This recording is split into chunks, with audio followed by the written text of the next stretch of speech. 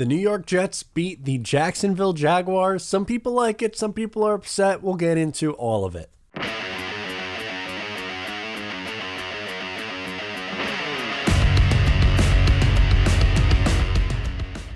Hey, what's going on? I'm Matt O'Leary, back with another video. Today I'm breaking down the New York Jets win over the Jacksonville Jaguars.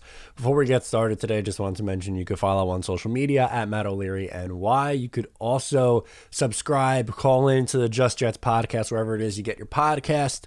And as always, this video is brought to you by LinkedIn. These days, it can be hard to find and hire the right candidates for your small business. That's why LinkedIn Jobs made it easier to find the people you want to talk to faster. And guess what? It's for free.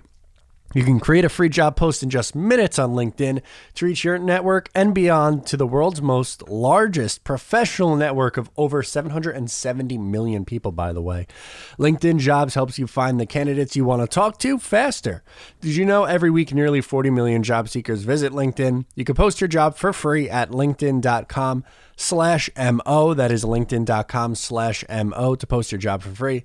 Terms and conditions apply. So for the first time ever this year, the Jacksonville Jaguars start with the football, which I find that really hard to believe. And it looks like the Jets defense gets them to go 3-and-out right away. The Jets can't stop the run, but for whatever reason, Jacksonville comes out throwing right away. But instead, they would go for it on fourth down, completely caught the Jets off guard. They pick it up. A pass interference call on Brandon Echols puts them right inside the 10-yard line. He just didn't turn around. All he had to do was turn around there, and he would have been fine. But the Jaguars just unable to get in the end zone. Trevor Lawrence struggles to find the end zone.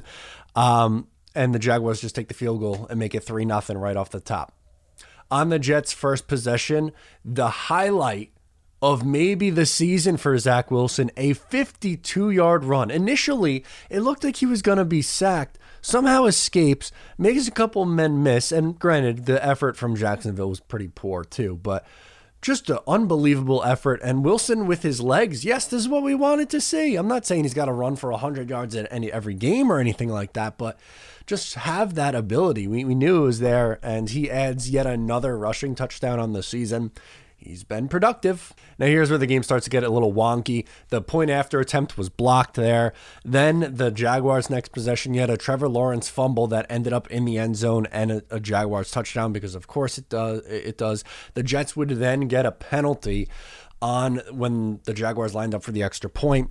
The Jaguars accepted the penalty, moving the ball forward to the 1-yard line, so they'd go for 2 from the 1-yard line and weren't able to get it. So the Jaguars at this point are up 9-6 after a weird start to the game. Go figure. That lead did not last long at all, as Braxton Berrios, the special team god and the sexual icon, returns one for 103 yards to the house. Jets go in front 13-9. He probably should have made the Pro Bowl. Yes, he made it as a Pro Bowl alternate, but he's been a great returner for the Jets all year long. The Jacksonville Jaguars on the next possession would kick a field goal to make it a 13-12 game. You would have a drop on the next possession by Jeff Smith, who was just downright atrocious for the New York Jets. The Jets receiving core stunk. Denzel Mims in the end zone. Don't know what he's doing at the end of the half. It's bad. So they would punt. Jets defense gets a stop. That's good. The Jaguars punt. The Jets are running the ball really well on this next drive. Morgan Moses gets hurt, which is not great, even though, he would return a few plays later, thank God. But they were really at a point where they had Greg Van Roten, Dan Feeney, and Connor McDermott all in the game at the same time on the offensive line, which is frightening. And the Jets would end up going for it on fourth and convert. Nice play to Braxton Berrios. They would do it again, this time on a pump fake and run from Zach Wilson. And then the Jets would go for it on 4th and goal from the 2, and it was incomplete. That was the play I was talking about with Denzel Mims. He went out of the back of the end zone anyway, so even if he caught it, it wouldn't have counted. So, yeah. There you go. Out of the half, the Jets are driving a little bit. Croft nearly cost him an interception. How many times did that happen today, by the way? Zach Wilson did not throw a pick today, which, by the way, he now has 3 straight games without an interception and only 2 in the last 6 games. The haters don't want to bring that one up, but I'm going to bring it up anyway.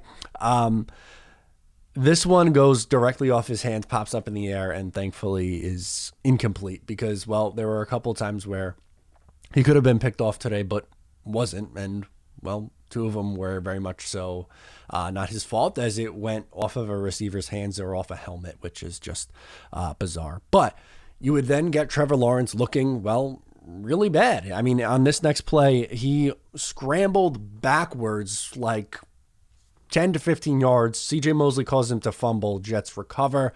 The Jets look like they're going to set up to kick a field goal here, but then line up and do a fake with the punter, Braden Mann, excuse me. I don't know why they didn't just line up for it and go for it regularly, but whatever. It was funny.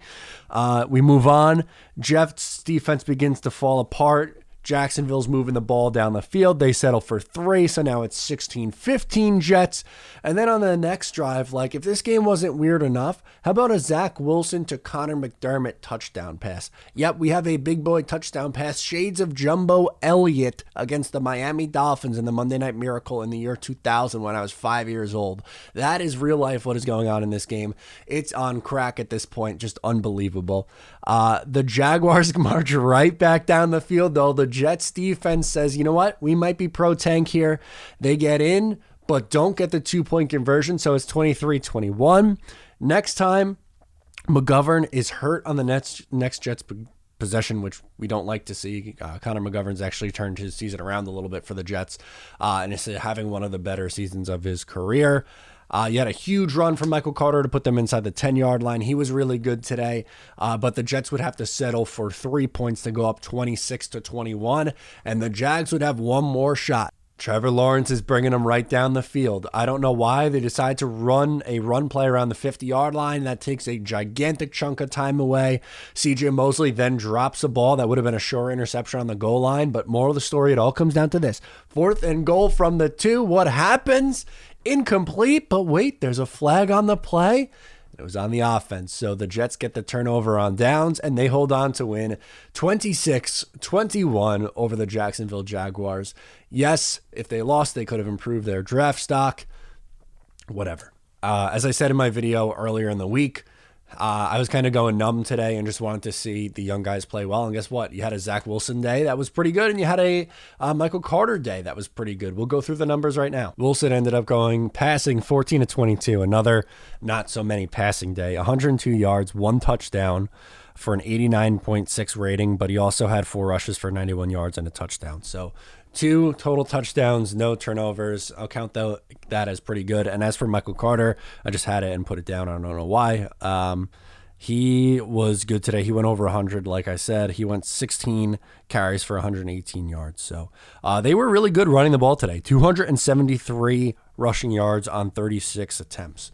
They ran the ball a lot. The Jacksonville Jaguars had no answer for it.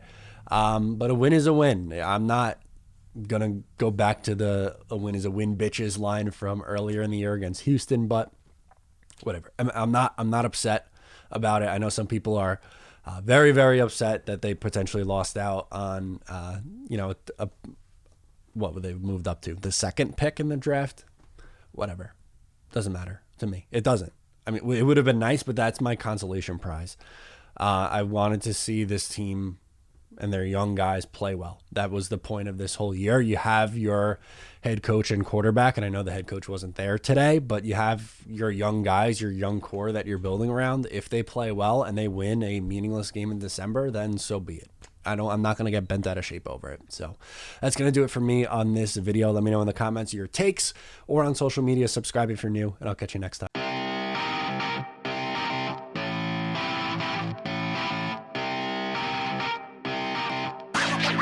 Wow.